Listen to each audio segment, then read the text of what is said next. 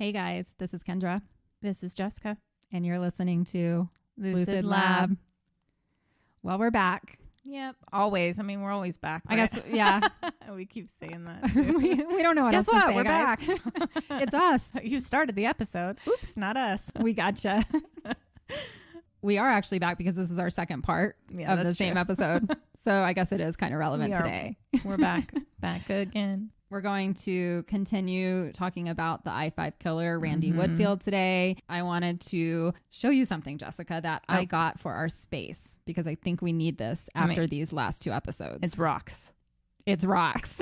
Yay. I'm trying to get woo. I'm trying to join your witchiness. Nice. I stopped by a store in Fort Collins called Northern Lights. Yay. And the lady helping me actually was a tarot reader, and she does tarot readings there. And I went in and I told her about what we're doing, what our podcast is about. And I said, I need, more to add to our collection Mini and altar. to help our space. Yeah, we don't have a real altar quite yet because we're still, setting up our area. Kind of bare minimum. But one day. Yeah. Anyways, I wanted to bring this in because we talked about Suicide Forest last week. Yeah. And that one was really heavy. And now we're talking about Randy Woodfield, which is also heavy. And so I got us this black tourmaline. Have you ever heard of it? I have heard of black tourmaline. It's pretty. So this one, I think I have one, but it doesn't look like this. This one's like the raw version. I was actually told the raw version is, I guess it absorbs more energy. Kryptonite, but black and oozy. It does. Yeah. It's like an emerald almost. Yeah. Yeah. And the whole purpose of black tourmaline is that it is a protective stone, and it actually is supposed to repel and protect against negativity, which we don't need any of that in here. Nope. And then it also cleanses, purifies, and transforms dense energy into lighter vibrations, which... So I need to sleep with this. Probably. I do sleep with my stones. Do you? It depends on how I'm feeling. Like sometimes I'll sleep with them on my chest and just kind of have them around. They're kind of annoying if like it's a big one and like you happen to like roll around and then all of a sudden you're like, oh, you're like, that hurts. my rib. Why is my shoulder hurting now? I'm a back sleeper typically. Yeah. And I usually don't move, but unless I'm just not sleeping really well, which I do a lot. So lately I've been turning around a little bit more than I'm used to. But usually when I do want to sleep with a stone, like I can put it on my chest and just stay there. It's pretty hot in the morning. It's pretty warm in the morning. It's absorbing all of yes, that. So I got the dark stone, and of course we need the light to counteract the dark. I also got us a selenite, which is something that is nice used in most altars. Yeah, I have a wand. Yeah, my child has a big tower. I got us a little egg because we don't have a lot of space here, but this is supposed to bring the vibrations up of your other stones, and it also helps cleanse energy from your stones. So thought we needed that. Yes. And then I have one other one. Okay. And when I went in and told her what we were doing, this just sounded perfect. Okay. It's called a chrysocolla, and it is a greenish stone. It's kind of mixed pretty. in. I don't have one like this. So I was told that if you get any of the green stones, that they're associated with the throat chakra. Okay. We need that. So for communication, obviously we need that. And some days we need it to clear our throats, literally. We do. Yep. I now have throat lozenges here. That's good. To help. Keep that frog out of your throat. Nice. Well, maybe this will as well. And so this is a goddess energy stone, which who doesn't want help from the goddesses? Well, we are them. We are. It's supposed to help empower communication and bring it in a clear and loving way, which we want to do. Will help us pronunciate. Actually it says it does. It will energize the words you speak and may help you choose the right words. Okay, I claim it. I'm holding it the whole time. This is, very important for us because as you guys have probably heard on some of our episodes, we trip over ourselves a few times. Well, remember, we did say we get loose, and that includes how we speak. Yes. We're not public speakers.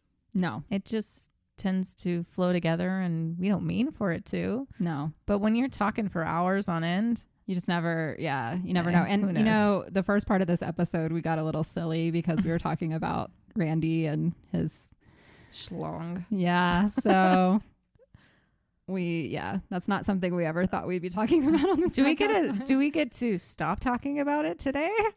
Yeah, it's going to get, unfortunately, it's going to be a lot more serious than just exposure today. But I mean, his penis is still very involved in everything that he does because that's what his life revolves around, right? And yeah. Get to it. Okay.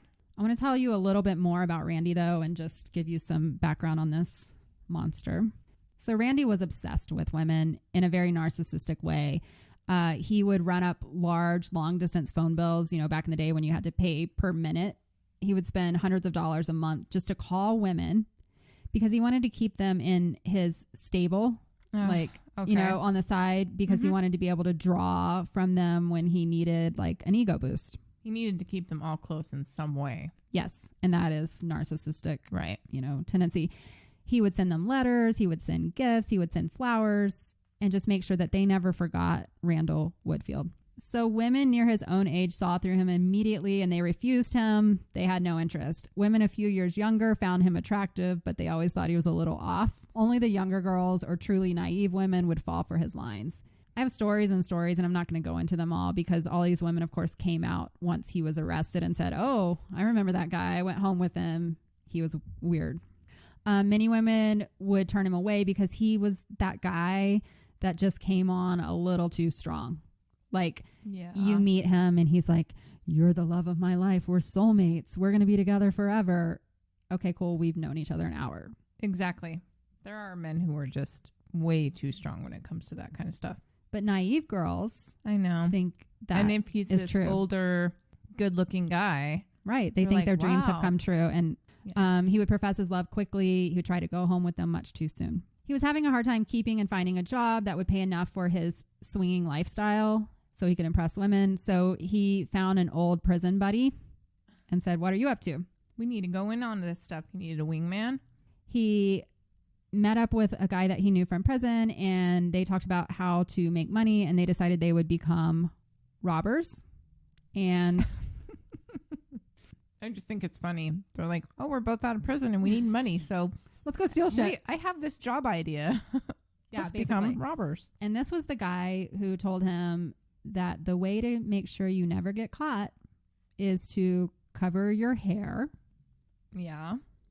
Use some sort of disguise. And he also said cover your nose, because your nose is one of the areas that will get you caught if they're able to describe a distinguishing feature, and it's usually the nose. I see that. Yep. So his friend and him started committing robberies, and they would use fake beards, so tape on beards, and they would put athletic tape across their noses to disguise, and then they would have a hood or a ski cap or something like that over their hair. So there would be very few features that someone could describe. Yeah. So let's get into the crime spree. He was originally known as the I-5 bandit because it started as robberies that he started doing with his friend just to make money, and then it escalated into murders because at this time no one knew about the other two or the other three murders that he'd already committed. So December 9th, 1980 was the first robbery that was reported. This started in Vancouver, Washington. It was a convenience store. It was a single female clerk. She said the guy came in. He was tall. He had a fake beard. It was obvious it was a fake beard, and he had tape over his nose. He told the clerk to empty the cash register and to turn around and watch the TV and not look at him. The surveillance camera was pointing right at him, but unfortunately on that day it was broken. Of course. How many times have we heard that? So many times. Right. They're just there for looks. Most of them don't even work. That's great. Thanks. And if they do work, they're so fuzzy they can't do anything with them. And it's sad we're laughing about it, but so many things happen that you don't get to prosecute someone on because it's just there for looks. Right. 4 days later, he showed up at the Baskin Robbins right as they were closing. It was one young teenage girl working behind the counter, pulled out a small silver gun and told her to go into the back room. After emptying the cash register, she turned around and went, and she thought she would be shot. He just left. 1 day later, December 14th, he showed up at the Arctic Circle convenience store and he robbed them for $300. So this is starting to get out there that there's robberies going on, and they think they have what they are calling the I-5 bandit. However, it's about to take a darker turn. On December 21st, 1980, at a Church's Chicken right off of I-5, a young girl, 18 years old, was getting off of her shift. She had called her dad to come pick her up, and she went into the bathroom. As she was in there, someone pushed open the door. A large man, she said was about 6 feet tall, with bandages on his nose and wearing a ski cap and wearing a fake beard, came in, closed the door, and locked it behind him. That's so scary. It's like one of the scarier things to think about. So she's in the bathroom. Is it a one-stall bathroom? It's a one-stall bathroom. Okay. And while she's in there are literally customers out eating and her coworkers are working. Oh. He comes in, he locks the door behind him. He tells her to take her shirt and bra off. He assaulted her by taking off his pants and forcing her to masturbate him. Okay. I really hate having to go into this much detail, but it is something that helps capture him and connect him. Okay. He did ejaculate on her breasts. Oh. He told her to go and sit on the toilet and to wait 5 minutes before leaving the bathroom, and then he left. Oh my gosh. And this is a teenager? She's an 18-year-old girl who's just waiting for her dad to come pick her up.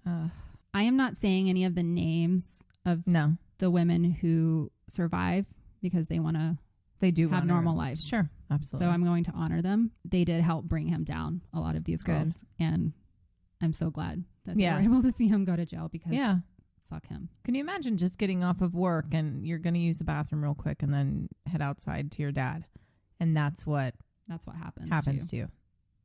Oh my God. That same day, so right after he assaulted this young girl at Church's Chicken, 20 minutes later, he showed up in Bothell, Washington at a Baskin Robbins. 20 minutes later? 20 minutes later. So at Church's Chicken, he didn't rob. He just went in for sexual reasons. He saw this girl. Okay, let me go back. At Church's Chicken, he had stopped there to eat. She came out of the bathroom afterwards, obviously shaken up, and she told her coworker, and the coworker said, he was just in here. He ordered a number 5 or whatever. And she's like, yeah, he came in the bathroom and, did this to me. And they called the cops. And just, 20 minutes later, he's already up the freeway because it's I-5 and he can go 80 miles an hour or whatever. Wow. And cops have nothing, by the time they show up. So he's 20 minutes up and now he needs money. So he goes into the Baskin Robbins.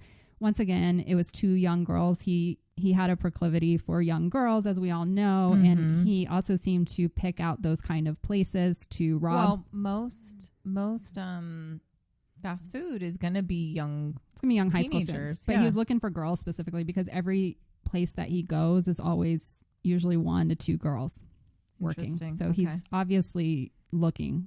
These 2 girls were spared of the sexual assault, and they were just told to sit on the floor and count to 50. They described him as having tape on his nose, a fake beard, and a small silver revolver. It's interesting to me that he's going into just go eat at Church's Chicken with a fake beard. I get it to I don't think he was eating with the fake beard. I think he went in to eat and then he saw her and he sat outside and waited for his opportunity. I think he saw something about this girl that he liked sexually. And he did have a type, and it came up. He liked slender young girls.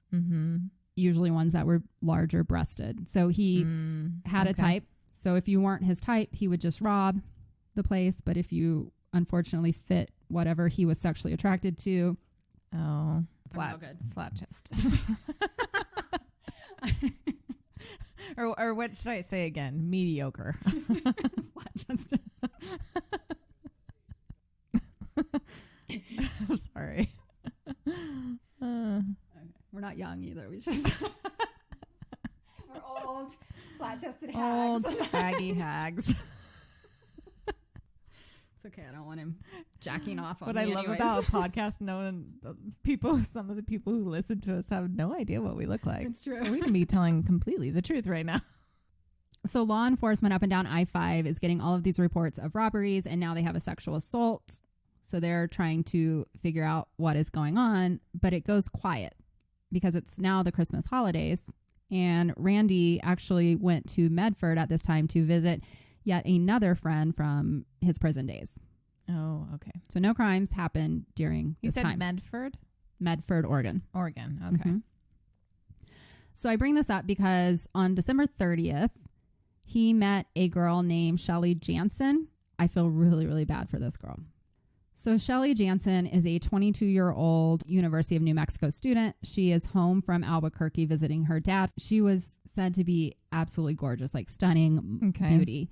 But she was very naive, and she had this dream of meeting her prince and like all of that. Well, here comes Randy Woodfield to buy her a drink and fill her with all of these grand stories, where he would come across to most women as coming on strong. She saw him as this romantic knight in shining armor, soulmate. They're going to be together forever. He convinces her that he's the one, and they start dating. Sharon, Sherry. He likes Shelley, the shus. the shushas. So Shelly's completely enamored with Randy, and they don't have sex. He's like, we're going to wait because I love you. And she's just head over heels for this guy. They hang out for New Year's Eve, and then she has to go back to school in New Mexico. And he says, I'll write you, I'll call you. And he sends her flowers, love bombing, right? Because he's a narcissist. Right. So that's going on. While he's committing all these crimes, he is now love and bombing this girl. Okay. So she goes back to school. He moves into a new townhouse in Eugene, Oregon. He's not supposed to leave. He was supposed to stay with the parole officer. Mm-hmm. And he's like, I'm just going to move. And he doesn't tell her. Well, she only checks in once a month, right? Yeah, she's not real on top of it. Okay. And I think... Maybe she liked him, I was going to say, I think a lot of women really liked him because he was good looking and he was charming. So I think he was just this guy who could play a lot of different roles. Right. Depending on who he was around. Randy was going to start a new life. He decided to move to Eugene, and he found a room for rent in a townhouse of a single mother named Arden Bates, who had a 6-year-old son. He was described as being the perfect roommate. She said... A roommate? Yeah, he lived in her house, like in a bedroom. She just needed a room. He told her that he was down on his luck right now. He was unemployed, but he was getting an unemployment check per month, and he would be able to pay the bills. Okay. She said there was something about him. She knew he was probably doing something illegal, but he always paid his bills, so whatever. He was also described as being very sweet with her 6-year-old son. The neighborhood boys loved him. He even took all the neighborhood boys to see the Harlem Globetrotters. Like, he's just the perfect guy. Yeah. He told her he was going to be enrolling in college, and he always seemed to have lots of money. She did notice that, like, for an unemployed guy, he partied a lot. He made a lot of long-distance phone calls. Right. And he's using her phone. Yes. She said she didn't care because he always paid his share. Interesting. She also said he got a lot of mail. He told her that he's a terrific pen pal at this point. This guy, I don't know how he finds time. I guess he's not unemployed. Maybe he doesn't sleep. He told Arden that he had a serious girlfriend named Shelly. They were going to get married. She was the one. But while he's saying that, he's bringing other girls home. She did tell a story. She had a 16-year-old babysitter that came over to watch her 6-year-old son. When she came home, she found the 16-year-old in bed with Randy. Oh my gosh. Can you imagine having a babysitter over for your child, and then you come home and she's in bed with... He's 30. Her 30-year-old roommate is in bed with a 16-year-old. Okay. Ew. And she didn't kick him out? No. Or call the cops? No. Okay. It's a different time, I guess. I don't know. He also brought home 2 young girls he found hitchhiking. And she said they stayed in his room for a few days, and then he took them somewhere. She knew stuff was going on, but she never said anything to the cops. Yeah. So he's moved in now. It's been a couple of weeks, and he decides he needs money. January 8th, 1981, he shows up at the same convenience store he robbed on December 9th, the one that had the broken surveillance camera. Yeah. This time there is a 30-year-old clerk working. He was wearing a fake beard, and he had tape over his nose and a ski cap. He pulled out his revolver and said, empty the register. She did. And then he told her to take her shirt off and lift up her bra. He told her to sit down, and then he laughed at her. And then he left. Fortunately, the surveillance camera was working this time. That's good. But he laughed at her? What? She's so old? I guess. Oh She's my not gosh. 16. She had a wrinkle somewhere. Or her boobs weren't big enough. I don't know. By that time, they're sagging. She just was they like... They don't stay up that long, guys. When That's she was interviewed, so she was like, I didn't care. I just wanted him to leave. She didn't give a fuck. She was just happy he didn't do anything worse. Yeah, that makes a lot of sense. 3 days later, he showed up at a Eugene, Oregon grocery store and robbed them, but there was a elderly man working, so He just took the money and ran. But same description, tall man with Band-Aids on his nose. So sometimes it was Band-Aids and not athletic tape, I guess. Well, just whatever he had around. Whatever he could get his hands on, I guess. He always had the fake beard, though. Right. And everybody knew it was a fake beard. Like, it was, I picture how horrible it must have looked like. It just probably looked like real pubes. I just think of like, what was that? It was like a toy and you drew the magnetic beard on. Oh, yeah. That's the Woolly Willy or something like that. That's what I think of. Willy. He just looked ridiculous. On January 12th, Susie Benet was working at the General Market in Sutherland, Oregon. He showed up and said, "Give me all your money out of the cash register." She thought he was joking. Like, it was late at night and she just thought this guy was coming in. She says, "Oh, yeah, sure." And then he pulled out a gun and she realized he wasn't. And she started going around the counter. He made her so nervous she could not remember how to open the register. Oh, no. So she's like fumbling and freaking out because this gun is pointed at her. And he gets really angry with her. And he went to grab her by the blouse and he was holding the gun at the same time. And the gun goes off and shoots her in the shoulder. Okay. After that, he tells her to sit down. He takes the money and he runs. She realizes she's shot in the shoulder and she's bleeding. And so she calls 911. When the officers show up, they actually have evidence this time because there is a bullet left behind inside of her. They said she was very lucky because if it had been like 4 centimeters lower, it would have hit her in the lung. So gunshots are actually really scary. So when you hear someone surviving from like multiple gunshot wounds, I don't understand because some people can die from getting shot with in your shoulder. Right. Yeah. It's all about the trajectory of the bullet and where it hits crazy. and what organs are in the way, and scary. But she fortunately lived and was able to give a description. They also found a fingerprint on the cash register, but it was not useful because it was a gloved print, so they could tell that the perpetrator was wearing a glove. The other thing that was reported for the first time is that someone outside noticed that there was a gold Volkswagen Bug parked nearby. Fucking bugs. They're everywhere. Meaning they're, what was it? Like Volkswagen bugs are in a lot of back then, like crimes. Yeah. And he was very proud of this car. It was like this flashy gold Volkswagen Bug. And I mean, if you're driving a very distinct vehicle, right, don't be a serial killer because you're going to get caught. It's not like you can just switch out cars, though. He's like, well, I just happen to be a serial killer, and this is the car I have. So this was the first time a car was ever seen. Usually when he was committing these crimes, he was walking from wherever he parked his car. Okay.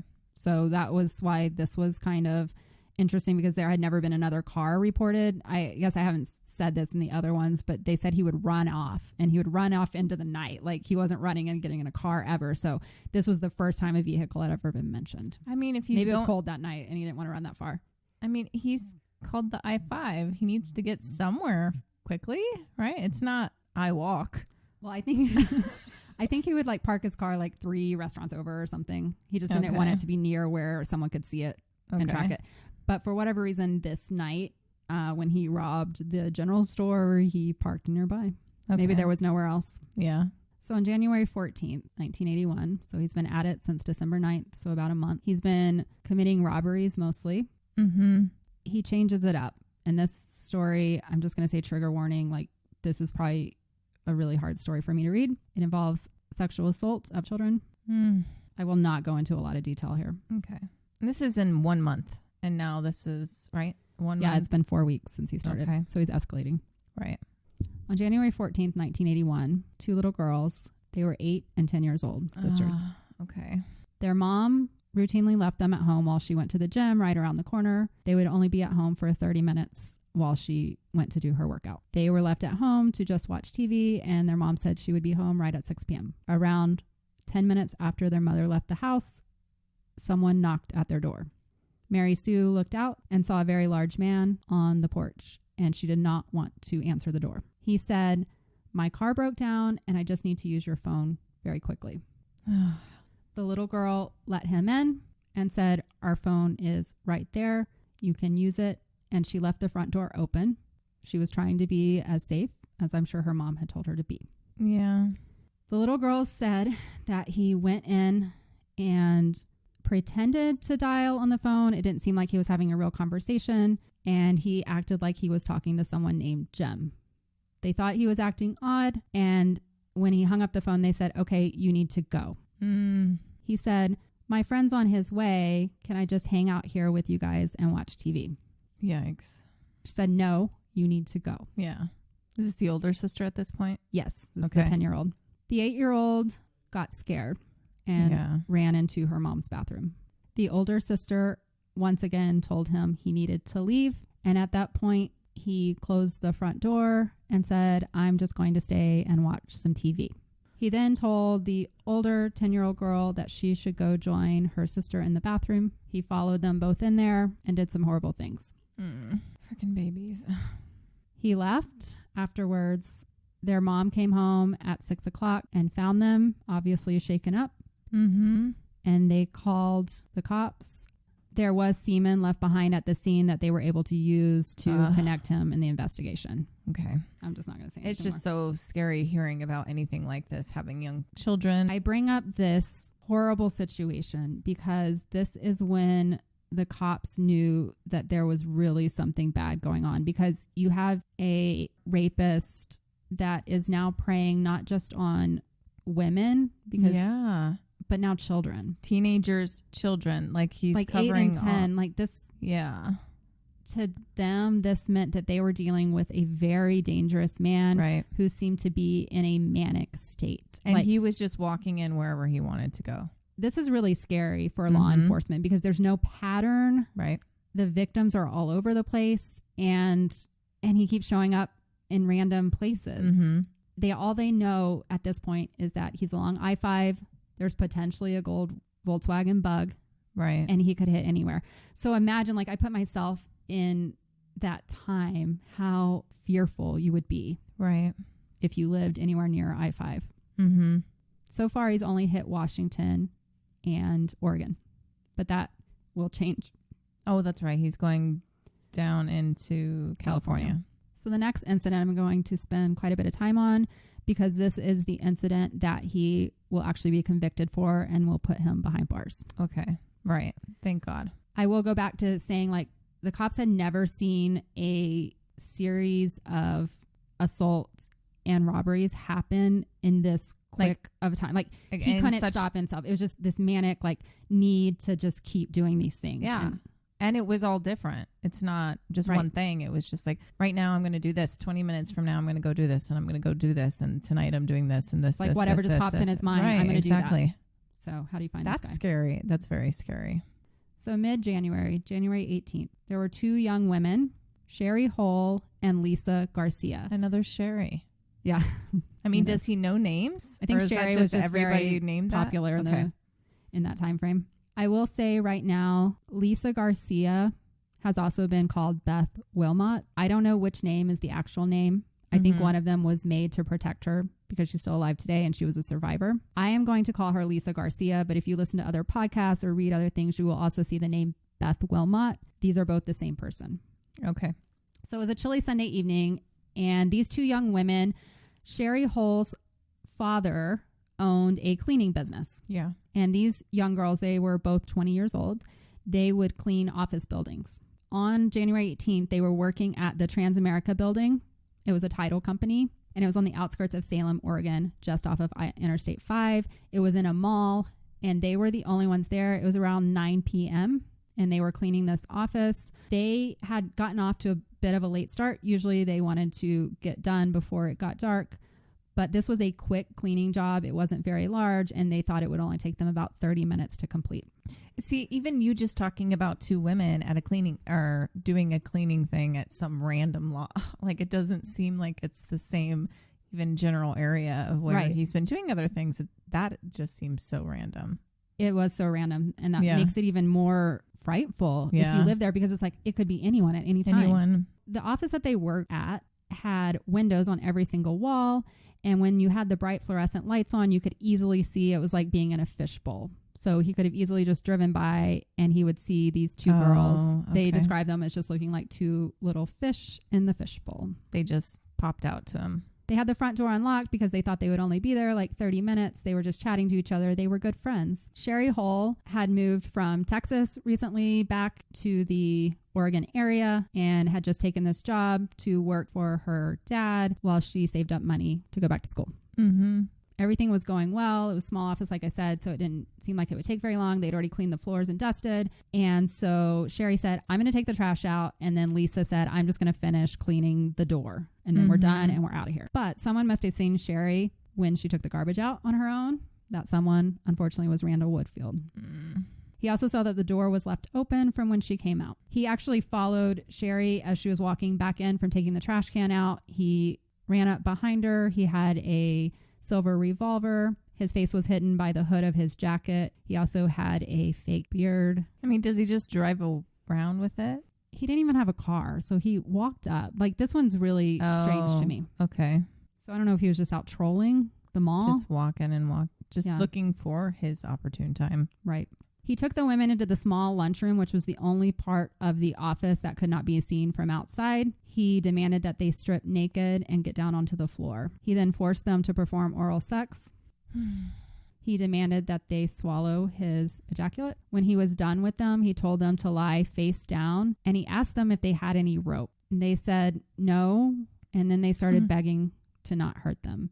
Sherry was hysterical. She was pleading for her life. She swore she would never tell anyone what he had done, just let them go. Lisa described that seemed to make him like more crazy almost in a way. Like he enjoyed hearing Sherry beg for her life. Yeah.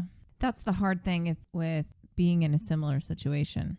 To know how to react, because this person, they're not all going to be triggered by the same things or get off on the same things. Yeah, you don't know. You never know. And so you're always taking a bit of a gamble, I think. So Lisa describes her friend Sherry as just hysterical. And so Lisa tried to approach it from the more rational side. Okay, so we're getting both. Yeah, so he's getting both. But she said there was just this cold look in his eye, and she could just tell that he'd already decided what he wanted to do. Ooh.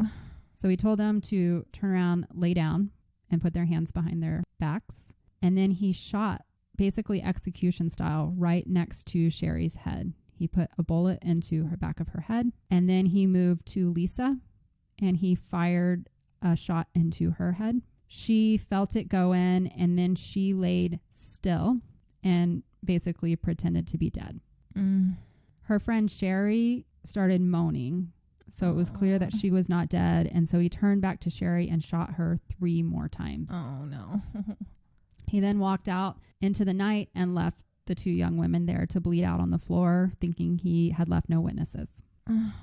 But thank God. Yeah, Lisa survived. This is an amazing story because she was shot in the head. Right. And it's even more amazing. So she's able to crawl into the office and she dialed 911. She was lucid. She was able to describe everything that happened. She even gave the description over the phone. She stayed on the 911 call until the cops got there. While bleeding from the head.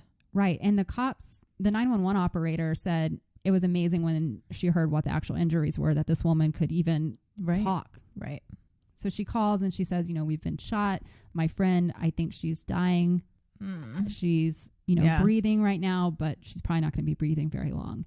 And so they get ambulances there as quickly as possible. And she didn't realize, I think, how bad it was. And after she hung up the phone, she saw a mirror and she realized the right side of her face was a bloody mess, and she could see her face swelling across her cheek and jaw, over her eye, and deep into her hairline.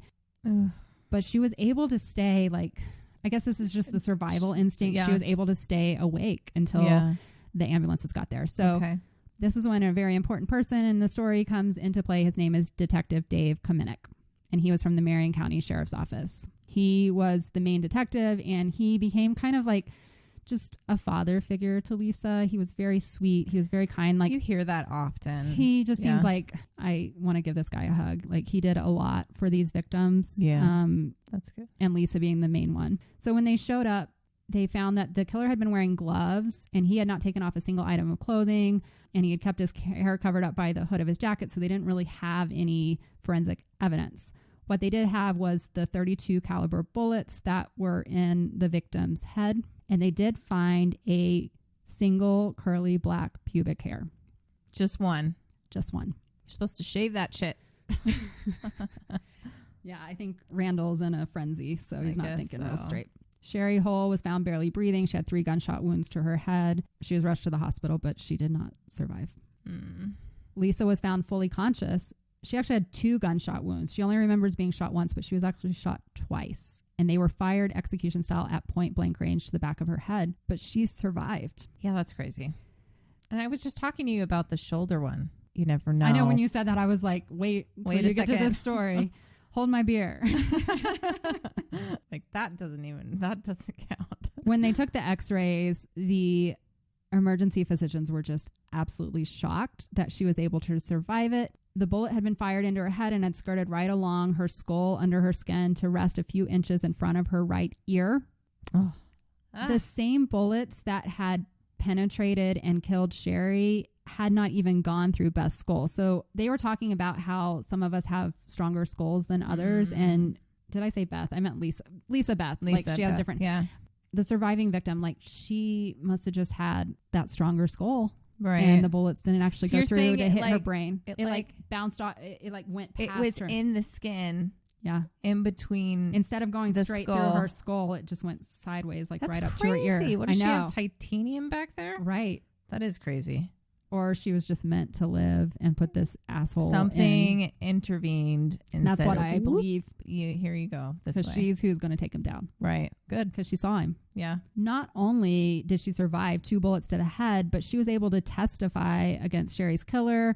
She was able to describe him and what happened. So, amazing girl. Yeah.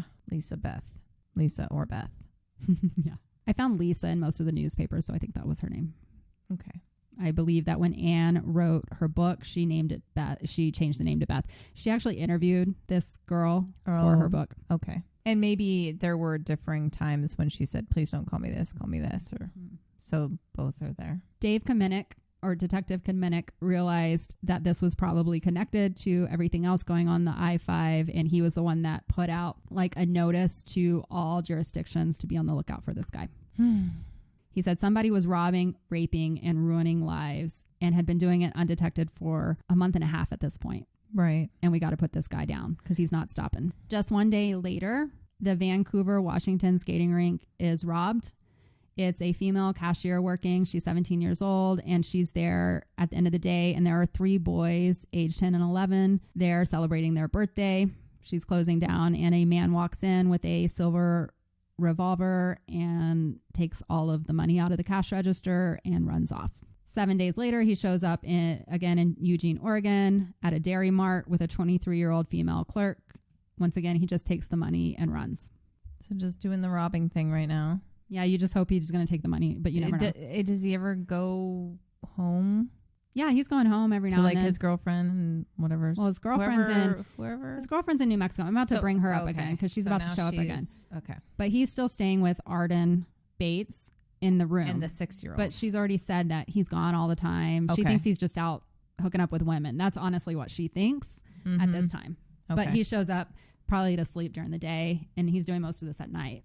Okay. And he's in the way that Oregon is set up, and he's doing most of this in a stretch that goes from like Portland up to Vancouver, Washington. I think it's only like an hour drive. So he could go up and down and then still be home in Eugene for the day. Okay.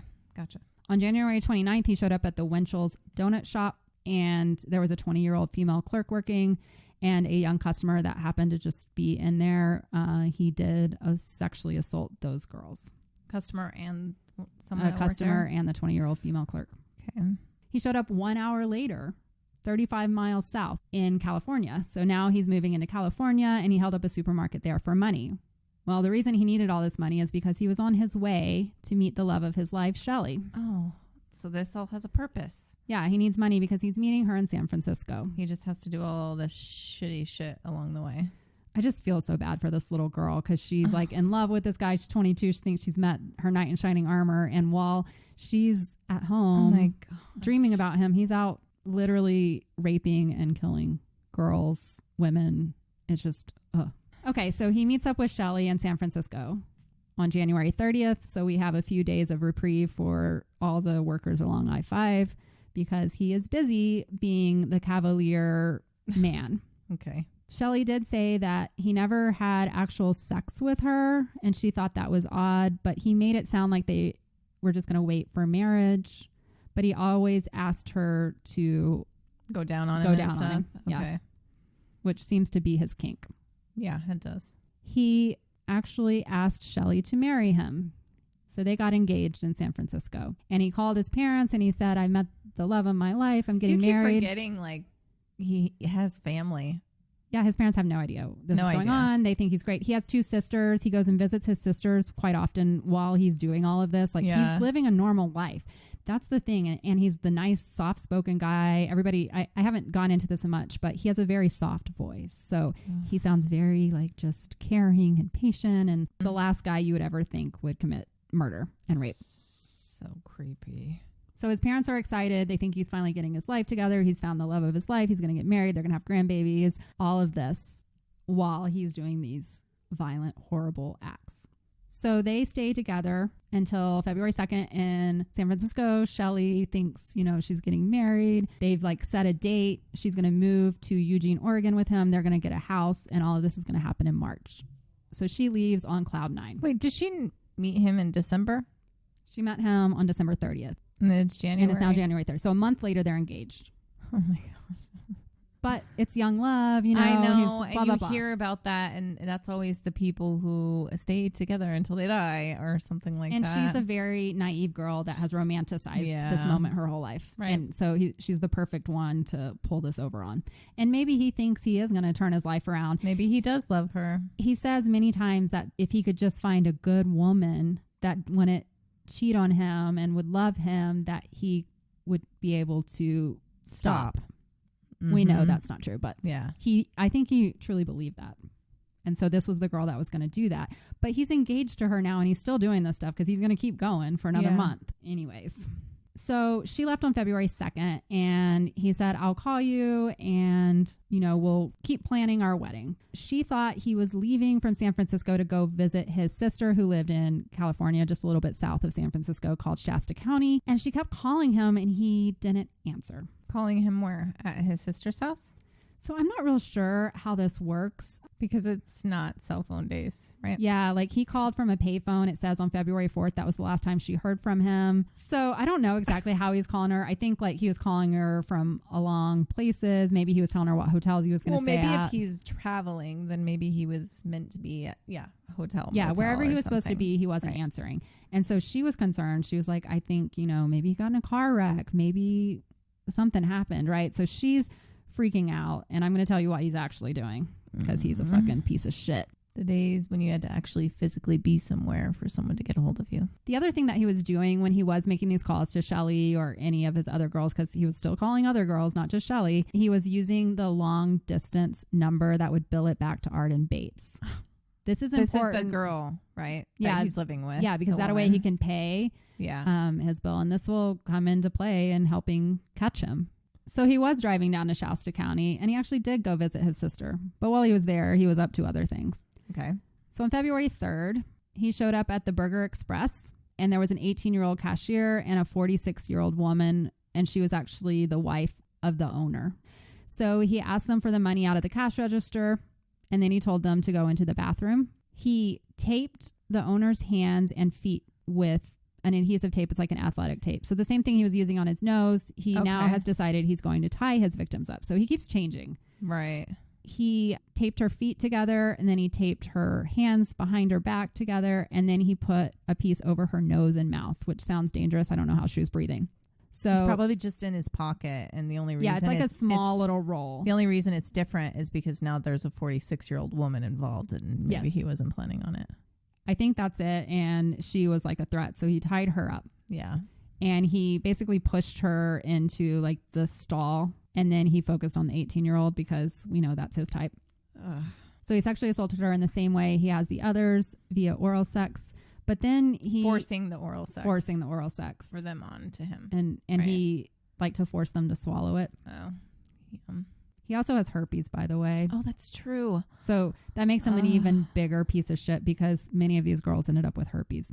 Oh, okay. He also decided to commit sodomy or attempt to Fortunately, as he was doing this, thank God for this poor girl, the owner's husband shows up. Oh. He comes in Wow. and he hears Crying, the young like, girl. Yeah. moaning. He's like, Oh. where's my wife? Comes in and he starts banging on the bathroom door. Randall opens the door and flees. And of course, the owner is more worried about his wife who's like tied up in this 18-year-old girl. So he's not going to go after the guy. Right. Exactly. Especially coming into a scene like that. Right. She was probably undressed in some ways. Yes. Yeah. So sadly, just 2 hours after this event, 2 hours, Randall Woodfield would show up and commit another murder. So let me talk about the victims before we go into what happened. Okay. The Eckerd family lived in Mountain Gate, California. They lived at the end of a road that was right off of I-5. Okay. The family was Steve and Donna Lee. Steve was a firefighter for the local fire brigade. Whatever. Yeah. I don't know what to call it. The word totally went out of my mind. And Donna Lee was a registered nurse who worked at the local hospital. Donna Lee had 2 daughters, Janelle and Kristen. So Janelle was 14, Kristen was 12, and their stepfather was Steven. They were a great family. They loved him. The sad part is when you are a first responder, often you have to leave your family at home alone at night while you go off. So this is a really tragic story because he's going to be one that gets called back to his own house. Like, oh my gosh. Can you imagine the horror? Yeah. Like, that's your worst nightmare. Oh, no. So that day on February 3rd, Donna Lee had a outpatient like surgical procedure done. So she's at home and she's in pain. She's just resting. Steve left for work and he calls and talks to his wife at 3:30 p.m. She said, I'm not feeling great. I'm just going to go lay down. So it's just her and Janelle at home. Kristen, the 12-year-old, had gone to a basketball game and she calls her mom at 6 p.m. to ask if she could go over to a friend's house after the basketball game. And her mom, she said, sounded normal but sleepy. And her mom said, sure, you can go hang out with your friends. Just be home by 9 p.m. 12? 12, yeah. This is back in the day, though. Yeah, this is in the 1980. So when the 7th grade Kristen would arrive home at 8:52 p.m. and call out for her sister and mom, they would not respond. This poor 12-year-old saw something that no person, especially not this young, should ever have to see. She found her mom and sister in her parents' bedroom. They were side by side on the bed. Donna Lee was in a nightgown that had been pulled down, exposing her breasts. Her ankles were bound with white tape, and her arms were also bound behind her with tape. Her mouth and nose were covered with the same tape. Her 14-year-old sister, Janelle, was completely naked, and her face was covered with blood. Being a firefighter's daughter, she immediately called 911, but she also tried to make resuscitate. Sure. Yeah, she said she knew that her sister was dead because she could just tell, but she thought her mom might still be alive. Right. Steve Eckerd had to respond to his own house, and he had to see this scene too. Yeah. So I don't know. He came into the house and he was able to confirm it was his wife and stepdaughter. And then he, turned it over to others. There was a bullet in Janelle's neck. And then they also found multiple wounds to the back of her head, execution style. She was shot 7 times. The little girl was shot 7 times? Yeah. Donna had been shot twice, execution style. But then Then he put them on the bed? Because you said to the back of the head. You said they were laying on the bed? Side by side? Mm-hmm. But she was laying on her back. She was laying on her stomach, I think. Oh, go back and look. I don't know. Thought it doesn't say how she was laying. It just said that she was tied up and her nightgown was pulled down. It makes more sense that they're laying whatever way and they're found that way. But I was like, why shoot them that many times and then go lay them next to each other on the bed if that's I think they were on the bed when he shot them. I mean, the other way that he shot like Sherry and Lisa, he made them turn around face down and shot them in the back of the head. I think that's how he shot Janelle and Donna as well. Detectives responding to the scene noted the similarity in the execution style of killing to those of the 2 girls in Oregon. Same. Okay. Kristen remembered on the conversation that she had with her mom. Oh, okay. So let me back up. So the detectives are like, why this house? Right. It's at the end of the street. It's not really like right off of I-5. Like you have to go into the neighborhood to get to it, but it's like a neighborhood right off of I-5. But they're like, why this? It's at the end of the street. There's many other houses. Why would this person choose this house? Right. So they're questioning Kristen. And she remembers while talking that her mom and Janelle were going to run up to the store to pick up a few things for breakfast the next morning. So he saw them. So there was a convenience store at the end of their street that was right off of I-5 called Jake's. And this is where a lot of people would pull over and just, get snacks or whatever. There was a resort town nearby, so a lot of people would go in there to get supplies before they went camping. So after she says this, they look in the back of Janelle's jeans pocket and they find a check that had been made out to Jake's convenience store. But for some reason, she never actually made it to the store to cash it. So back in the days, your mom would write you a check. Yeah. And it was for I think it was for $10 or $15. So just enough to buy the supplies. So she'd go in, get the cash, and then buy the supplies. Her mom had just had an operation. So her mom was obviously not going to go in. So what they think happened is that Donna put a coat over her nightgown. Okay. And drove Janelle down to the store. And then Janelle was going to go in and get the stuff while her mom waited out in the car. When they went and interviewed the cashier at Jake's, they said they had never come inside. So they were obviously intercepted when they pulled into the parking lot. Perhaps he jumped in the car with them, put the gun up to them. That's what I think probably happened. And then he made them take him back to their house. Because his car is not with him, it's somewhere else far away. He's trying not to be connected to his car. Right. Because I just picture them pulling up and going away and he starts to follow them or whatever. Yeah, he didn't follow them. He was in the car with them. His other way is just so much more crazier. Already jumping in the car with them. While I'm talking about this, I need to go back because there was one detail I left out on the Sherry Hull and Lisa Garcia shooting. Which is the one in Salem, Oregon, the cleaning. Girls. Yeah. As the cops were responding, not Kamenick, but another cop that was responding, they had put out, because of the 911 call, Lisa had described what the man looked like. She said he was tall, good looking, athletic, blah, blah, blah. And as one of the cops was driving, he was about 1.5 miles away from the Transatlantic building, and he saw a guy on the side of the road, which would end up being Randy Woodfield. Mm-hmm.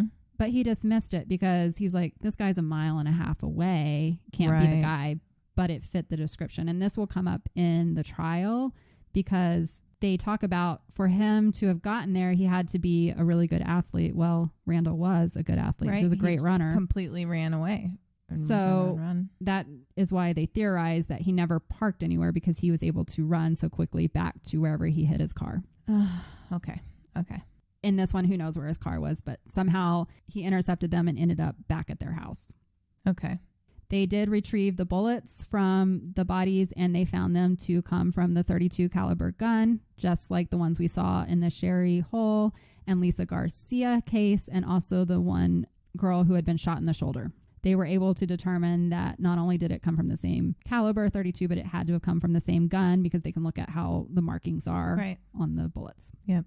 So they know they're looking for the same guy. There were no signs of sexual assault on Donna Lee. Too old, right? Yeah. Okay. They believe Janelle had been sodomized and they believe it happened after death. After death? So this is really odd. Oh my gosh. Okay. So he's changing his behavior again. Right. The guy is just a wild animal that needs to be put down right now. Yes. Nothing was stolen from the house except for a .38 special handgun Smith & Wesson. So just more.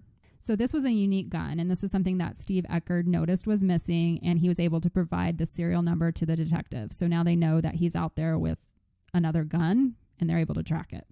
Well, because, that's good. They know exactly what's missing. Yes. And he's a fireman. He's going to know. He's going to look.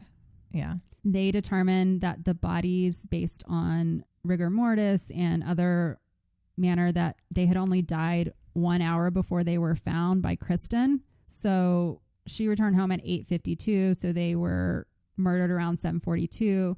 Kristen's very fortunate that she came home as late as she did, because if she had come home any earlier, she may have been succumbed to the same. Yeah. Right. He obviously didn't know either that her husband was who he was, because he's just because he's just picking up anyone out of a parking lot. He probably saw Janelle get out of the car and she was his type. Right. That's what I think. And then he grabbed her and said, get back in the car. And don't be anybody's type. We are all someone's type. That's the scary part. That is the scary part. We are all someone's type. And there's too many scary men out there. So just one day after the double homicide, he was back at it. So February 4th, there was an unnamed victim in Wairika, California. She was 21 years old, and she had just stopped at a convenience store to buy some cigarettes. She got back into her car, and a man forced his way in with a gun and told her, "Don't look at my face," and pushed her into the passenger seat. He started driving off with her. He forced her to give him oral sex while he was driving. When she started crying, it made him angry. He kept asking her if he was as big as her boyfriend. Like and his member? His so she survived. Penis. She's this is just a rape. Okay. Just a rape. Just a rape.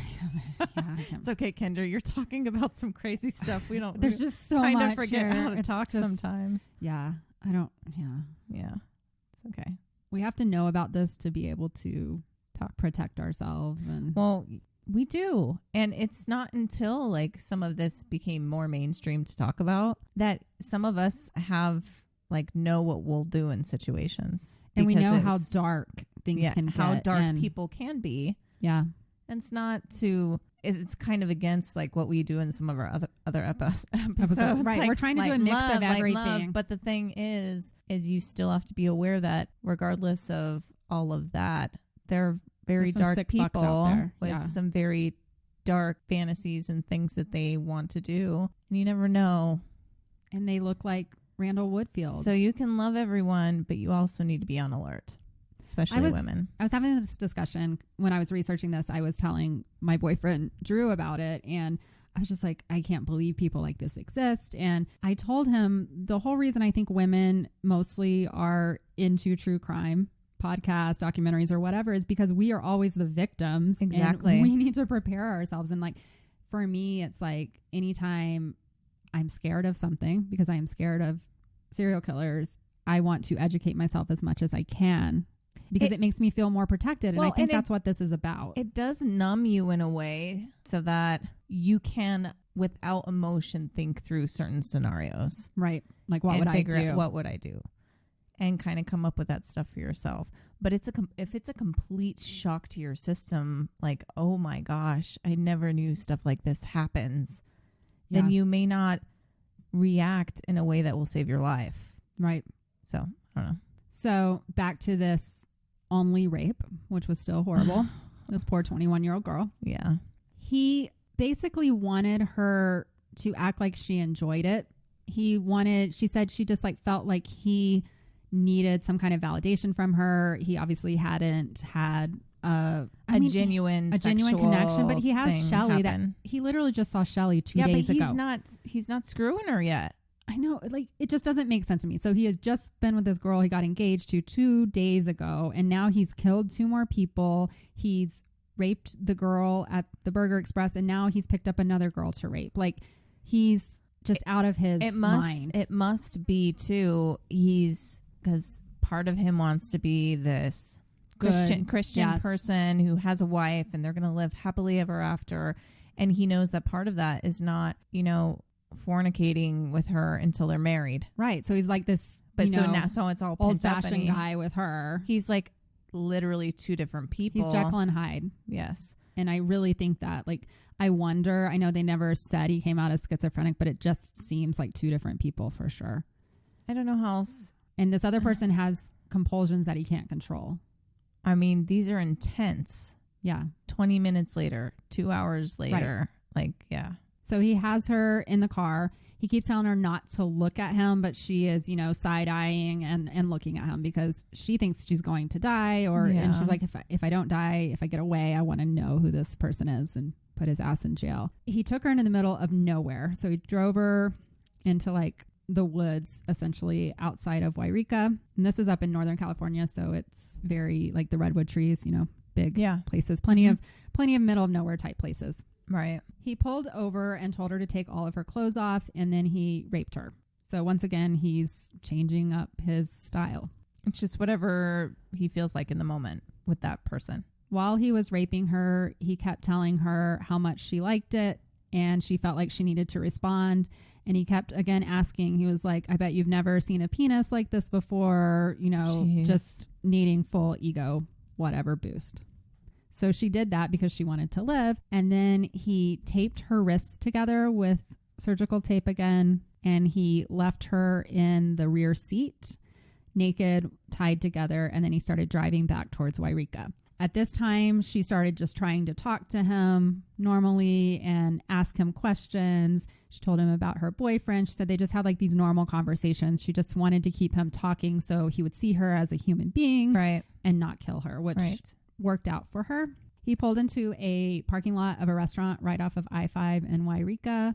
And then he became like Mr. Normal Guy. And he was like, I will drop you off where, no one can see you since you don't have clothing on. He pulled in between, like he's acting like this great guy. And then he was like, he made a comment to her that the reason that he raped women is because women had all the control when it came to sex and that they got to have sex whenever they wanted to. And they basically withheld from men.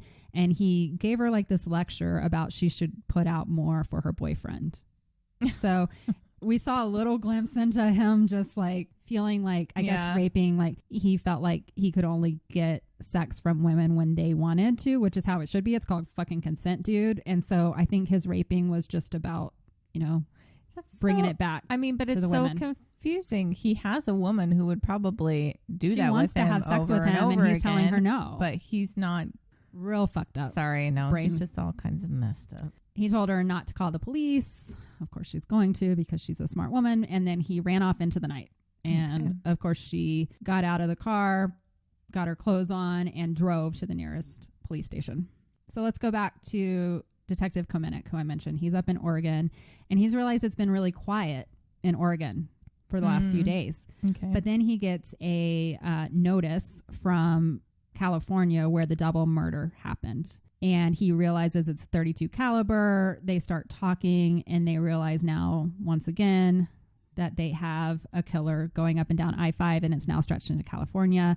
So they have put together a task force. They're all going to meet in Oregon and start trying to find this asshole that's doing all of this. So they're kind of working together? You don't really hear that all the time, though. But they had to because he kept going all over the place. Right. They started putting together, like, I think about the maps and everything that you see in all the movies. They started putting together what they knew of the person, and they started realizing all the composite drawings and all of the descriptions are all the same person. Yeah. The 32 caliber gun.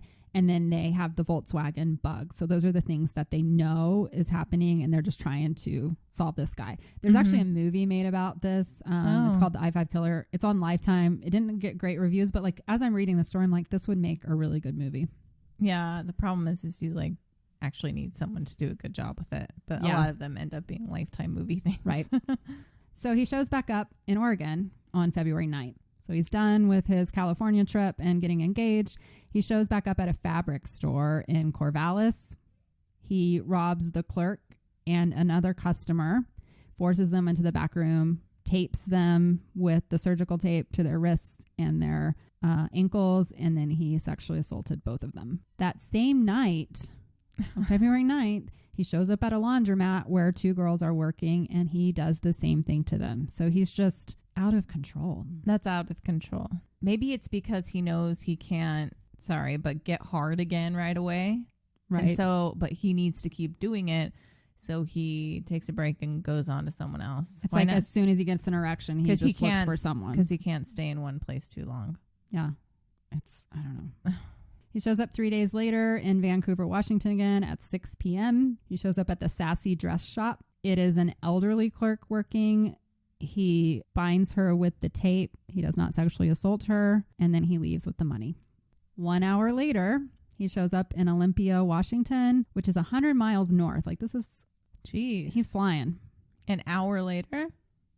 It says 1 hour later. He didn't get caught going 100 miles an hour? Yeah. To the next town? He's like crazy. I guess because he showed up at the dress shop and it was... Wow. It was a weird noise. Your demon was coming out. That was funny. It crawled up from your stomach. I don't even know what that was. I know you didn't It wasn't feel a burp. You didn't feel it or anything.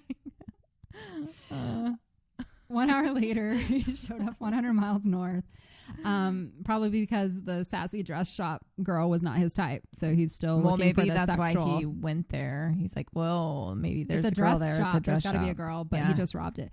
So he shows up at a drive-in restaurant, and there's 2 teenage girls working there. So that's his type. And he ties them up. He takes them into the freezer. What an asshole here. He puts them in the freezer. He sexually assaults them, and then he leaves them locked in the freezer.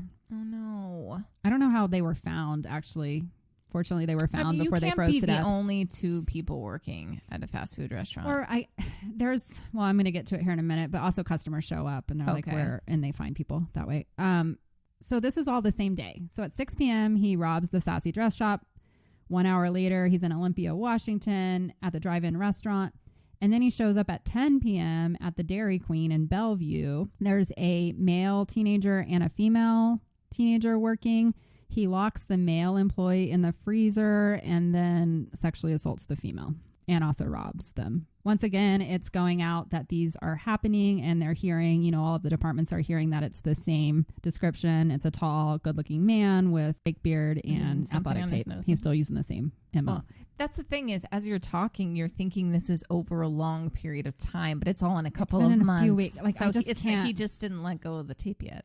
Right. He's like, I just learned this. Yeah, he's doing different things. Like he's evolving and doing, he started with no tape. He started just robbing. Then he started with oral sex, and now he's moved on to sodomy. He's tying people up. He's murdering. He's sexually assaulting multiple women in one day. Like the guy's just unhinged. What is he doing with all this money? He's sending gifts to his girlfriend and all of his admirers. Oh, and he's paying. Yeah. He's paying to stay in. Because he doesn't have a job. He has no job. Oh, my gosh. This is his job. Yeah. So we're getting to Valentine's Day now. He has decided he's going to go to Beaverton, Oregon. I won't go into all of this, but he had met a girl, because during all this, he's still like out meeting girls and living a normal like bachelor life. So there's a story about this girl was driving on I-5. This guy came up next to her. She noticed him like trying to get her attention. She kind of blew him off. She kept looking over. He kept following her. And then she noticed he was kind of cute. He seemed flirtatious or whatever. So she pulls over. I'm sure this scares her to death now, but she pulls over. He gets out. He says, I think you're cute. Can I have your number? She gives him her number, and she lives in Beaverton, Oregon. So he becomes obsessed with this girl and decides he's going to go to Beaverton for Valentine's Day and go out with her. She was the one that seemed to have like started the interaction in a way with like the cutesy flirting looks. I don't know. But he gets her number and he starts calling her. He calls her at like 2:30 in the morning, and she lives with her parents, and her dad's like, oh, you don't want anything to do with this guy if he's calling you at 2:30 in the morning. So she never actually met up with him again, but that's the whole thing that took him to Beaverton, Oregon. And he decided to rent a room at the Marriott, and he was going to have a Valentine's Day party. He called all the girls he knew in the area out of his black book. He sent Valentine's Day cards. He sent flowers. He, of course, also sent to his fiance, who still thinks, they're in love. He plans to have a party at the Marriott, and no one shows up. So he's in Beaverton, Oregon, and I want to take you back to a girl I mentioned quite a while ago. Her name was Julie Wrights, and she was his 17-year-old girlfriend that he had the fight with in front of everyone. So he was living with the 17-year-old girl named Lucy, and then he met Julie because she came into the bar, and he gave her drinks. She was the one that he went to her townhouse and woke up with her and her friend in a bed. That girl. Okay. So she lives in Beaverton. She has just celebrated her 18th birthday on February 12th. So just 2 days after her 18th birthday, she's getting close to graduating from high school.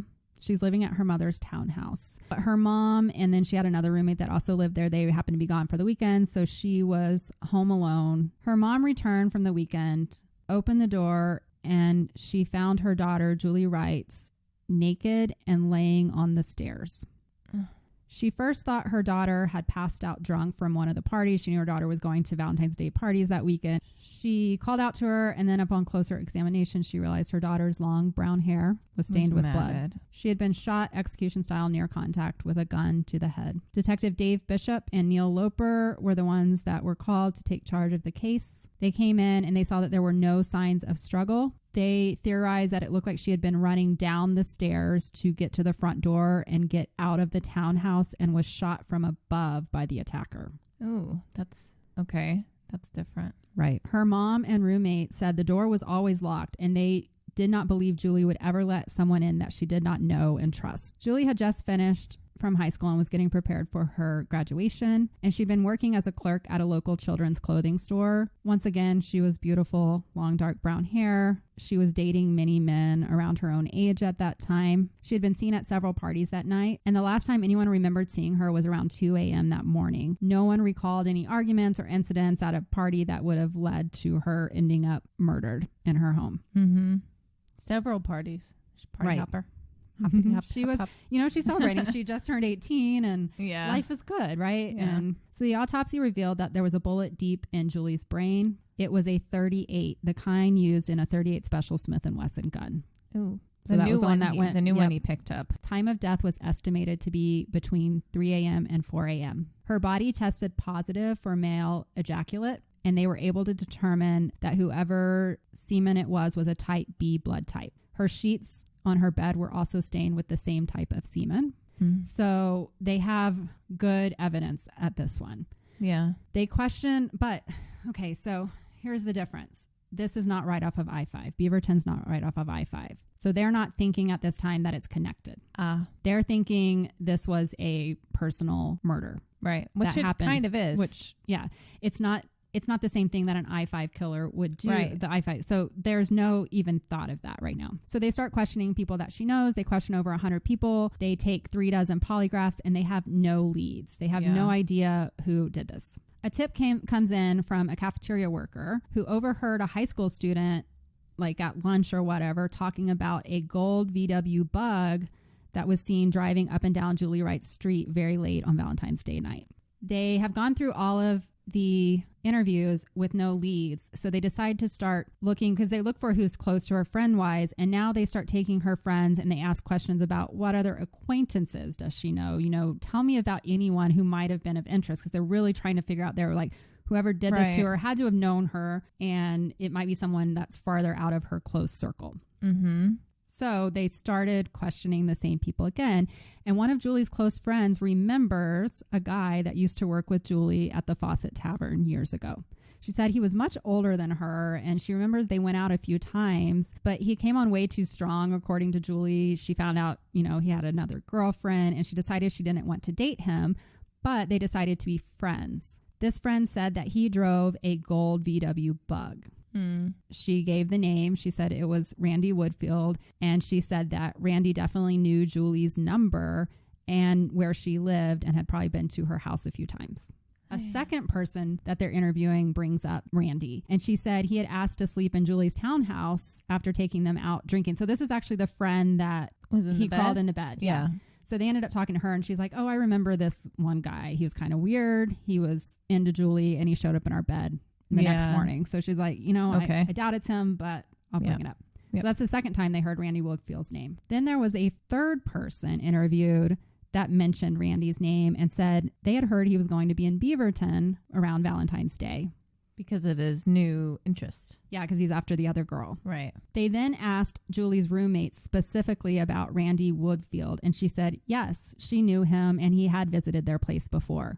She said Julie did not like him, and then they said, would she have let him in if he showed up at the house? And her roommate said, yeah, she probably would. She's like, she didn't like him, but she didn't hate him. She didn't have any reason to be afraid of him. Like, if he showed up. And he listened when she said, hey, I don't like this. Go away. She said, yeah, she probably would have let him in.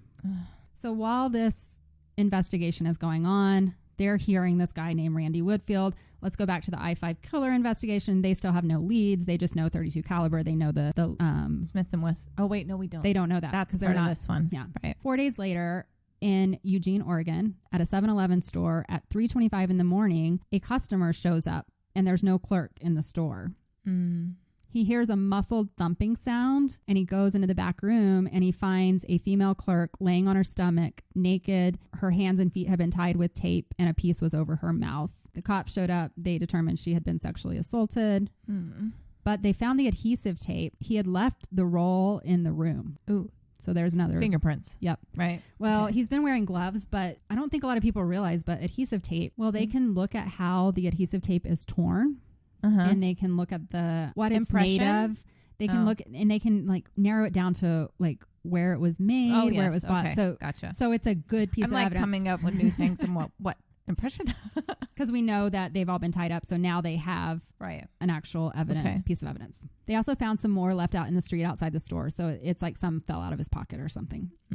3 days later, on February 21st at 9 p.m. at a Taco Time restaurant in Eugene, Oregon, 2 girls on duty were back in the kitchen area. They were actually back there talking about the I-5 killer, and they were getting nervous because they know that he comes in when there's no customers, and they had no customers. And then they said while they're talking about it, the door opens and a man walks in and directly comes to the back. And the 17-year-old girl's like, fuck this, I'm out of here. She bolts. Oh no.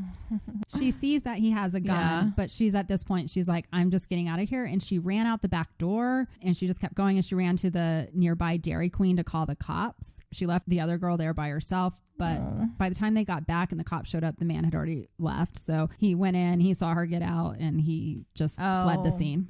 So he didn't do anything to either one of them. No. That's good. February 25th, 4 days later at 6 p.m., a small restaurant in Corvallis. There's 2 girls working, 18 years old. One of them walked outside to use the restroom because the restroom was outside, and he was watching. That's just mean. I know. Especially in those states. In the cold states. Yeah. He followed her into the bathroom, and he used a gun. Did the same thing he does to everyone. And then he bound her feet and hands with tape, and he left her alone in the dark bathroom. She said it took her over 15 minutes to get her feet free, and then she was able to get out. He did leave semen behind at the scene, and they were able to test it, and it showed B negative blood. So they're getting more and more evidence here. Can't hide the stuff that's coming from inside our bodies. This would be the last known case. Okay. He's finally done. What creeps me out is what you said at the beginning, how it's linked. He may be linked to so. These are just the ones that we know of, more, right? And he's getting caught.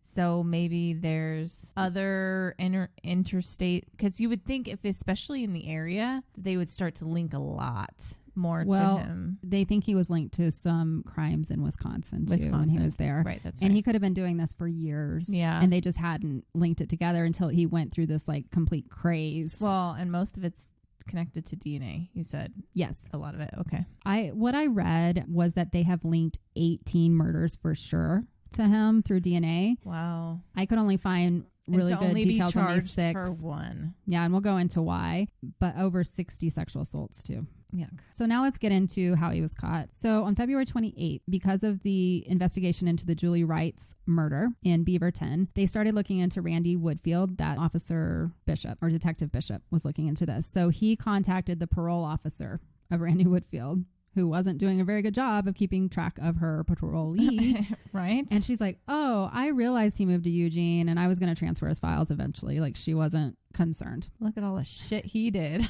However, in talking to the parole officer, they said, well, we see that he was only arrested and convicted for robbery. And then the parole officers, oh, well, that's not the whole story. Let me tell you about the sexual convictions. So then they realized when they heard that, it all matches up then. Yeah. All the different things that they've been experiencing. So they knew there was a task force going on in Salem, Oregon for the I-5 killer, and they felt like this was information that they should share. And Dave Kominick, the main detective out of Oregon that had been working on the Beth Sherry Hull and Lisa Garcia case, realized when he heard this information, because they had been doing searches of all the sex offenders and, you know, parolees and everything, Randy Woodfield never came up because he wasn't listed as a sex offender. Right.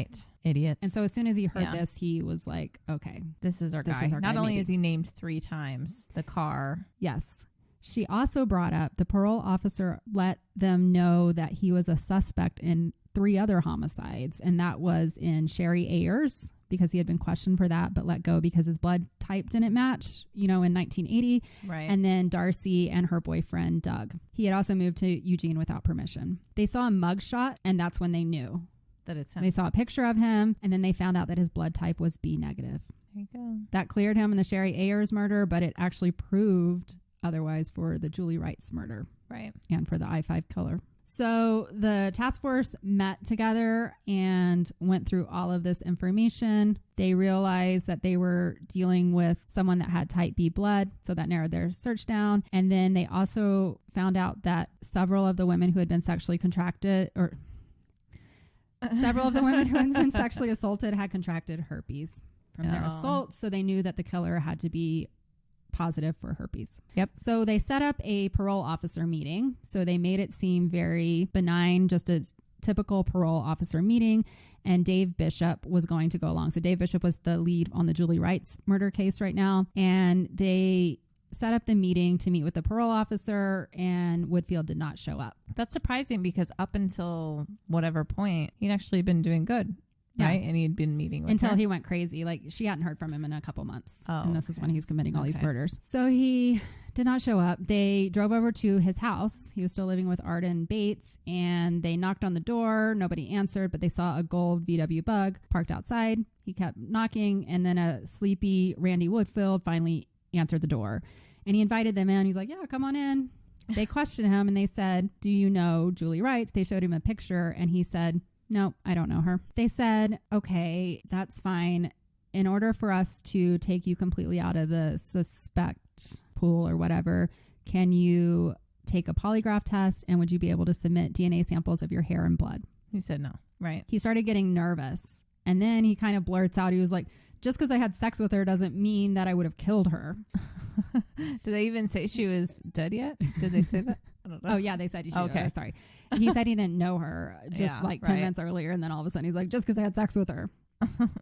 They said, can we search your house? And he gave them permission to search his house. Mm-hmm. Now, something that goes with due process, usually if you get a warrant to search a house, you're looking for specific items. But when you just ask someone if you can search their house, You can take whatever you want. Right. So this gave them free reign to just Yeah. pick up whatever they found. Right. So they did find the following. They found they took into custody the following. They took a set of bed sheet and a mattress pad, probably to get DNA from.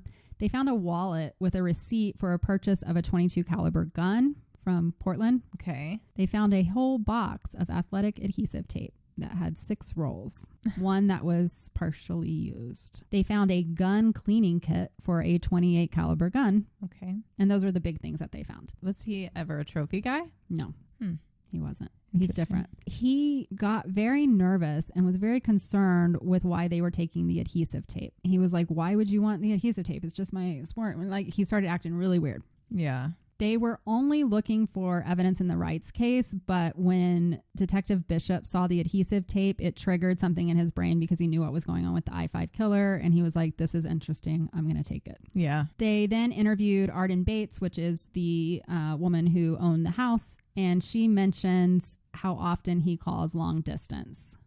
And Detective Bishop is like, do you mind if I see your latest phone bill? And so he starts looking through the calls that have been made, and he notices a charge from Mount Shasta, California on February 3rd, which matches up to the double homicide of the Eckerd.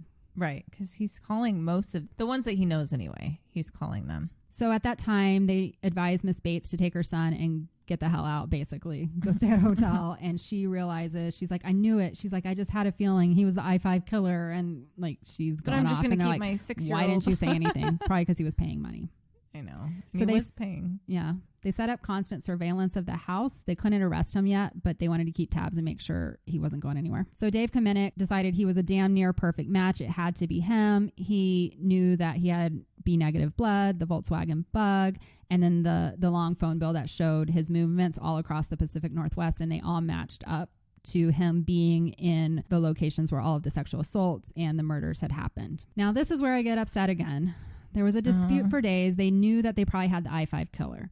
But now you get the ego wars. Like, who gets to say they captured the I-5 killer? Because we have 3 states, right? Yep. And we have, we have Detective Bishop that is on the Julie Wright's murder. And then you have Kamenick, who is on the Sherry Hole. And so they're going head to head. They're fighting over this. And they're like, we can't arrest him yet. And he's just sitting there. He knows the cops are watching him. Yeah. And then finally, Dave Kamenek's like, enough of this bullshit. I'm going in. Like, we can't just like let him sit there. He's probably in there destroying evidence, which he was. Right. The other thing that they did is they took a picture of Randy Woodfield and they showed it to Lisa Garcia, who was the surviving girl who was shot at the cleaning place. And she looked at the picture and said, it's quite possibly him, but she didn't know for sure because a picture. And they said, fine, we're going to do a lineup in a few weeks and we'll fly you down. So the other thing that was happening is the media got wind that the I-5 killer had been found. So now we have media trucks showing up outside of Randy's house and it was getting out of hand. So Kamenek said, enough is enough. So on March 5th, he went around. There was a DA. I won't get into all the politics, but there was one DA that was holding it up. And finally, Kamenek was like, fuck the process. We're going to get this guy. Fuck the process. So he rang the doorbell and he met Randall Woodfield face to face. Randy let them in. They said he was weirdly casual, just like a guy having friends over. He gave them a tour of the house. He answered their questions. But anytime they would bring up the I-5 incidents, he could tell that Randy was tensing up and he was becoming uncomfortable. Why else are they going to be there? Right. He's all, just come on in. Let's have a beer. And you'll have a beer and forget about it. You'll forget that I'm maybe this dude. So at this moment, the only thing that they could arrest Randy for was violation of parole. So they took him into custody under violation of parole, which is a pretty weak thing to hold somebody. But they were hoping if they could get him into custody, they could find other things by searching his house. They also got him into a lineup and they called in all of the witnesses that they could from up and down the I-5 killer's crime spree. And they did the lineup. Randall Woodfield was labeled number 5 over and over again. As the 6 men stepped into the viewing room, the victims chose number 5. Mostly not because of his look. So they took all of these other cops and they put fake beards on them. They made them look the way that they would think. Height? It was his voice. Oh, he was very soft-spoken. Okay. The women who were not convinced looks-wise, as soon as he talked, they knew it was him. Yeah. On March 16th, 1981, there was multiple indictments from Oregon and Washington jurisdictions for murder, rape, armed robbery, attempted kidnapping, illegal possession of a firearm, and sodomy. The only thing that he ever stood trial for was the one case of Sherry Hull murder and the attempted murder and rape of Lisa Garcia. Lisa was able to testify against Randy in court and point him out. And she was probably the most convincing witness because she had survived and was able to say, that's him. Right. Exactly. He was sentenced in fall of 1981 to life in prison because there was no death penalty in Oregon. The judge actually said when sentencing him that if there was death penalty in Oregon, Randy would have gotten it. Oh, yeah, for sure. He said he actually was sad that there wasn't a death penalty to give him. I think that's going to be an interesting topic for you and I. Yeah. I think it always is going to be the topic of the death sentence. I know, it's hard. Like in this case where it's clear that and he there's did children. I'm sorry. Anyways, there was a long line of other jurisdictions with cases they wanted to try Randy for, like especially the Eckerd murders. Julie Wright's his mom wanted him to go, but they realized at this point it would be overkill and it was going to cost millions of dollars to try him for all of the things because he had done so fucking much. As long as he's in jail forever, everybody kind of called a truce on it. Right. Okay. And they said if he ever came up for parole, the California Shasta County legal system said if he ever came up for parole, they would convict him and make sure he got the death penalty. But isn't there because in California, he could get the death penalty. Right. So they said, fine, if he ever comes up for parole and there's any chance this guy's going to get out, we will make sure he is taken to California and given the death penalty. So there's no chance this guy's ever getting out. Right. He's got too many people waiting, which is good for all of us. Wow. So as of today, Randy Woodfield is 72 years old and he remains in the Oregon State Penitentiary, but that hasn't stopped him from terrorizing women. Over the last 42 years, he continues to write letters to women, seducing them and trying to use them and plead to them that he's innocent and get them to send him money. So he's raping them financially now. And he's getting this. His parents no longer talk to him. His dad said, this is not the son I know. And his family has not spoken to him since he was put into prison. He's 72 now. His parents should be I'm saying, when he was put into jail in 1981, his parents never talked to him again. His sisters didn't visit him. He was completely cut off. So Randy has been married 3 times while in jail. I never understand this. It happens a lot. It's not even just women. It's women and women. Yeah. just getting married. Sometimes gives them in different jails Conjugal more rights. privileges. Yeah. Sometimes not even conjugal, but just some kind of different privilege than what others would get. He's still, like I said, he's still preying on women, and women are still falling for his, I guess, charming ways that he has. Randy has never admitted guilt and claims that he is innocent of all the charges against him. Criminal psychologists and detectives that have interviewed him over the years says he seems cold, distant, and completely unremorseful. It's almost as if he had another side to his personality and does not accept that he was capable of committing those murders. So there's theories, like I said before, schizophrenia. Right. He even said like that was like his dream state. Like he's tried to like say it wasn't him, and he maybe just doesn't want to face that he's a monster. Yeah, oh my gosh. So to this day, even at 72 years old, they say Randy considers himself a step above other inmates. He's a typical narcissist. He spends so much time on his appearance while in jail. He tries to impress the female guards. He's just in there preening and acting like he's still the ladies' man. He's trying to impress the female guards now? Yeah. He's Some things never change. But he just wants a chance to get his hands on one of them, truly. Yeah. And he still does the exposure, like I mentioned before. He still does that? Yeah. I don't know if he still does that at 72. Last I saw, like he hasn't done a lot of interviews over the years, and I think a lot of people have forgotten about him, which he should be forgotten about because he's a piece of shit. But he is now, from what I understand, in the last decade or so, he's just very reserved and just sits in his cell and doesn't have a lot of friends. So he's well known as a sexual pervert now, so I can't imagine that inmates want to hang out with him. That is the story of the I-5 killer. May he continue to rot in jail. Wow. The crazy part, the crazy part about that is that it was over a couple of months that we know of what he did. But I'd like to know when the earliest crime that he committed that ties back to his DNA was found. 1974. So this was in Wisconsin. There was a girl, and I cannot remember her name. I did not write this down, but they have connected him to a college student in Wisconsin that went missing. Like it looked like she was like walking home at night or something. They believe she got picked up by Randall. So that's the earliest one. That's almost a decade later, right? That was before he went to prison the first time. So that's when he was there playing for the Packers or playing for the farm but when team. was he sentenced to jail now that he's still there? 1981. So that's 7 years. Yeah. He could have been stopped. That's 7 years of stuff. Yeah. I think he was active much earlier than they realized. He just went into this crazy 2-month. The other thing, there was another serial killer active on the I-5 freeway that was a strangler. And so some of the victims they find, they don't know if it was Randy Woodfield or if it was this guy. And then also Ted Bundy. There was a hitchhiker that came up that they don't know which one. They're active the same time. They're both good looking. They were both able to get women. The 70s was just a scary time, especially on the West Coast for whatever reason. I don't know what was going on there, but there was a lot of serial killers. So, and now they're all slowly if they weren't put away yet, we're finding them. Yeah, and they're still victims. We'll never know. Killer. Crazy one. Don't like the children ones. No. I found this one because I was looking for, when we were talking about doing dreams, I was looking for serial killers or any killer that acted in a dream. And he came up because of his quote saying that he thought he did it in a dream. Because he's still not taking responsibility.